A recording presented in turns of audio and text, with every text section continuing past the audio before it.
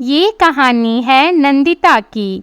औरतों को महंगे कपड़ों और गहनों का बहुत शौक होता है, लेकिन जानी क्यों नंदिता बिल्कुल इसके ऑपोजिट है। इसे कपड़ों का शौक तो है, लेकिन सस्ते वाले।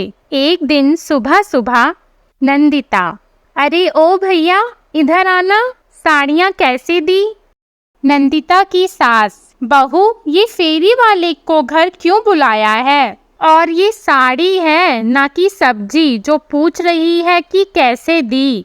नंदिता, मम्मी जी अब फेरी वाला है तो मोल भाव तो करूंगी ना मैं। हाँ तो भैया कैसी है साड़ियाँ, दिखाना तो। फेरी वाला, साड़ी तो एकदम झकास है मैडम, लेकिन आपको देखकर तो लगता नहीं कि आप पर सूट करेगी। नंदिता, क्यों, ऐसा क्यों? फेरी वाला, आप लोग तो बड़े लोग हो और बड़े लोग तो मॉल से कपड़े खरीदते हैं ना। ऐसी साड़ी तो आपके यहाँ नौकरानी भी ना पहनती होंगी। नंदिता, अरे नहीं नहीं भैया ऐसी बात नहीं है, हम बराबरी में बिलीव करते हैं। चलिए अब जल्दी से ये सब साड़ियाँ पैक कर दीजिए। फेरी वाला, सारी साड़ी, कोई फंक्शन है क्या, या मैडम जी किसी को देना है आपको? नंदिता, अरे थोड़ी सी तुमसे बात क्या कर ली, तुम तो सर ही चढ़ गए। साड़ी बेचने आए हो, साड़ी बेचकर निकलो। बताओ कितना हुआ? फेरी वाला, 500 के हिसाब से हुआ 5 साड़ी का 5000 रुपया।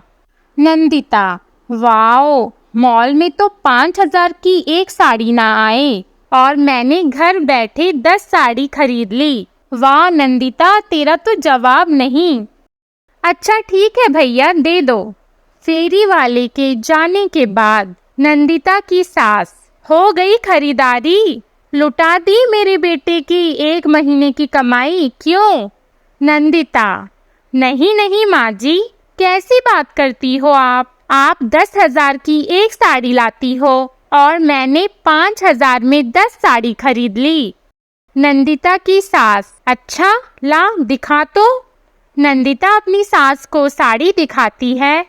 नंदिता की सास साड़ी देखकर कहती है, छी, इसे तो मैं अपने घर का पोछा भी ना बनाऊं। नंदिता, माँ जी अब ओवर हो रहा है ना, ये जो साड़ी आप पहनी हो ना ये भी 500 रुपए की ही थी और आप इसे अपनी फेवरेट साड़ियों की लिस्ट में ऐड करती हो। नंदिता की सास, अच्छा अच्छा ठीक है, जा जा अपने काम कर, जा जा घर के काम करने लग। ऐसे ही नंदिता आए दिन सस्ती साड़ियों की खरीदारी करती रहती थी और आए दिन साड़ियाँ बदल बदल कर पहनती, जिसे देखकर उसकी सास गुणवंती को बहुत जलन होती। नंदिता की सास ये लाल पटोला आए दिन नई नई साड़ियाँ बदल कर पहनती है और एक मैं इस 10,000 की साड़ी को 1 साल से घिसा रही हूँ। इससे अच्छा मैं भी बहू की तरह सस्ती साड़ियाँ लेकर बदल बदल कर पहनूं। बहू ये बता, तू इतनी सस्ती साड़ियाँ खरीदती है, ये कितने दिन चलती होंगी?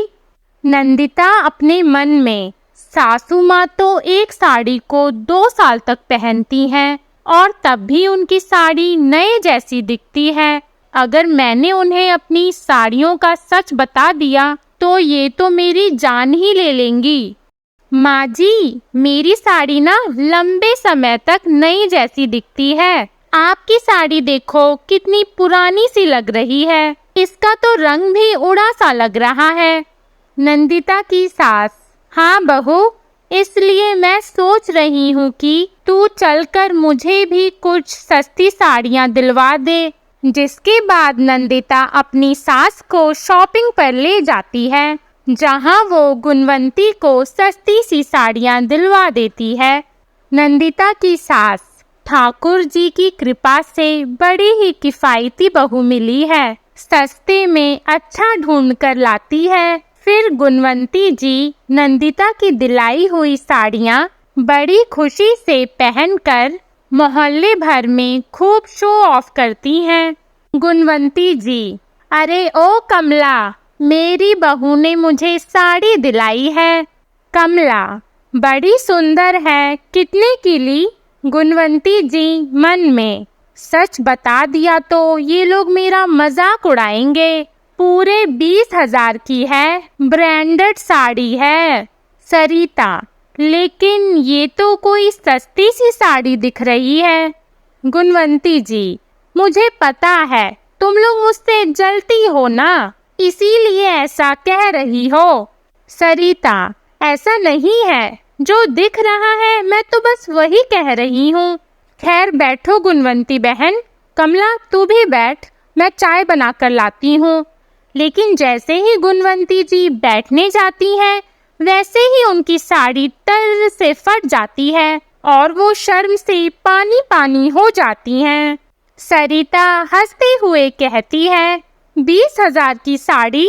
और कमला भी हंसते हंसते कहती है, ब्रांडेड साड़ी। दोनों गुणवंती पर खूब हंसती हैं। वहीं गुणवंती जी लज्जित होकर घर आ जाती हैं। गुणवंती जी, सब मेरी ही गलती है, मैं ही फालतू में शो ऑफ कर रही थी। साड़ी का कपड़ा खराब हो जाता है कभी कभार। लेकिन ये क्या, नंदिता ने अपनी सास को जितनी भी साड़ियाँ दिलवाई थी, सभी साड़ियाँ एक एक कर कुछ ही दिनों में फटकर खराब हो जाती हैं। गुणवंती जी, नंदिता, अरे ओ कलमुही करमजली, कहाँ है तू? नंदिता, क्या हुआ माँ जी, बड़ी गुस्से में लग रही हो, और ये आपकी साड़ी कैसे फटी? गुणवंती जी, वही तो मैं पूछना चाहती हूँ। तूने कहा था तेरी साड़ियाँ लॉन्ग टर्म चलती हैं, और अब 5 दिन भी नहीं हुए ये साड़ियाँ खरीदकर, 5 साड़ियाँ फट गई। आज के बाद इस घर में सस्ती साड़ियाँ दिखनी नहीं चाहिए, वरना तुझे भी इन साड़ियों की तरह कौड़ियों के भाव में तेरे मायके छोड़ाऊंगी। नंदिता, अरे नहीं नहीं माँ जी, ये कैसी बातें करती हो, मैं तो आपका ही खर्चा बचा रही थी ना। गुणवंती जी, खर्चा बचा रही थी? ये देख साड़ियों का बिल। 2 महीने में 2 लाख की साड़ी खरीदी है तूने, और सबका पोछा बना दिया। इतने की साड़ी तो मैंने पिछले 10 साल में भी नहीं पहनी। नंदिता, माँ जी, 7 नंबरी तो बहू 10 नंबरी। मेरी बहू आएगी तो देखना, उसे 100 नंबरी बनाऊंगी। जो काम आपने नहीं किया, मैंने नहीं किया, वो काम वो करेगी। सास बहू का कान पकड़कर कहती है, खबरदार, मेरी इजाजत के बिना इस घर में एक पत्ता भी हिला तो आज के बाद सस्ती साड़ियाँ नहीं दिखनी चाहिए मुझे। सास का गुस्सा देखकर नंदिता कुछ पल के लिए तो शांत हो जाती है, लेकिन जिसे एक बार सस्ते सामान की लत लग गई हो, वो छूटने वाली थी क्या भला? रमेश, नंदिता का पति।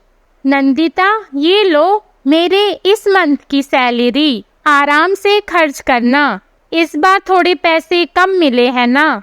नंदिता हंसते हुए बोली, डोंट वरी, ओके जी।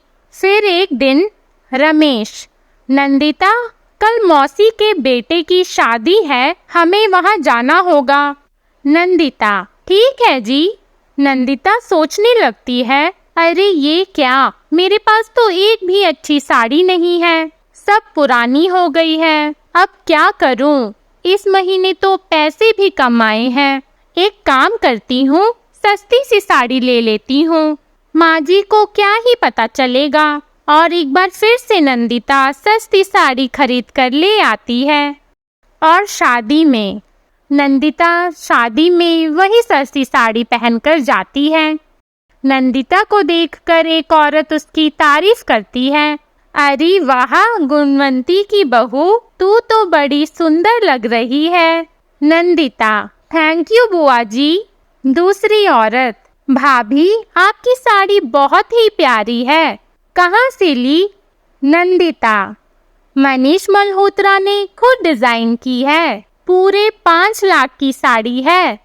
वहाँ खड़ी दोनों औरतें आपस में बात करती हैं। पहली औरत, फालतू में तूने तारीफ कर दी, देख कितना झूठ बोलती है। दूसरी औरत, हाँ ना, मुझे तो मंगल मार्केट से लाई हुई साड़ी लग रही है। दोनों औरतें इस तरह बात कर ही रही होती हैं कि अचानक से एक जोर की आवाज के साथ नंदिता की साड़ी पीछे से फट जाती है। वहां खड़ी दोनों औरतें हंसने लगती हैं। मानसी, अरे भाभी, ये क्या, किसी सस्ते मनीष मल्होत्रा से डिजाइन करवाई थी क्या साड़ी? बिना चले बिना बैठे खड़े खड़े ही फट गई ये साड़ी। मानसी की बातें सुनकर पास में खड़े रिश्तेदार नंदिता पे हंसने लगते हैं। वहीं नंदिता को बहुत शर्म आती है और वो वहां से चली जाती है। नंदिता जैसे घर पहुंचती है, गुणवंती जी, और खरीदो सस्ती साड़ियाँ, रिश्तेदारों के सामने इज्जत की धज्जियां उड़ा दी ना। नंदिता, माँ जी, अब आप तो मुझे ताने मत मारो। गुणवंती जी, ताने सुनने का काम ही मत किया करो ना फिर। देखा नहीं वो तेरी बुआ सास की बेटी कैसे मजाक बना रही थी तेरा। बहू, मुझे अच्छा नहीं लगता कि कोई तुझे कुछ कहे, तू समझती क्यों नहीं? सास की बातें सुनकर नंदिता भावुक हो जाती है। नंदिता, माफ करना माँ जी, मैं अब से कभी भी सस्ती साड़ियाँ नहीं खरीदूंगी। जिसके बाद नंदिता अपनी सास की बात मानकर किफ़ायती कपड़े खरीदने लगती है। लेकिन जिसको किसी भी चीज़ की आदत लग जाए, वो इतनी आसानी से कैसे छूट सकती है।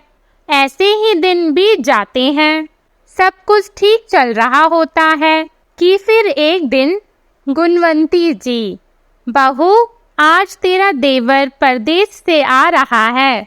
नंदिता, अरे वाह माँ जी, ये तो बड़े खुशी की बात है। गुणवंती जी, हाँ, और खास तो ये है कि वो शादी के लिए आ रहा है। उतने में उसका देवर वहाँ आ जाता है और कहता है, आ रहा है नहीं माँ, मैं आ गया। गुणवंती जी, तुझे देखने के लिए तो आंखें तरस गई थी मेरी। मेरा बेटा जीता रहे।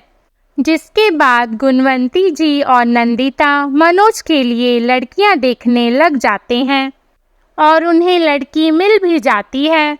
दोनों परिवार की रजामंदी से शादी का मुहूर्त तय होता है और घर में जोरों शोरों से शादी की तैयारियां चलने लगती हैं। गुणवंती जी, देख बहू, शादी की सारी तैयारियां तो हो चुकी है और सारे काम हमने आपस में बांट लिए हैं।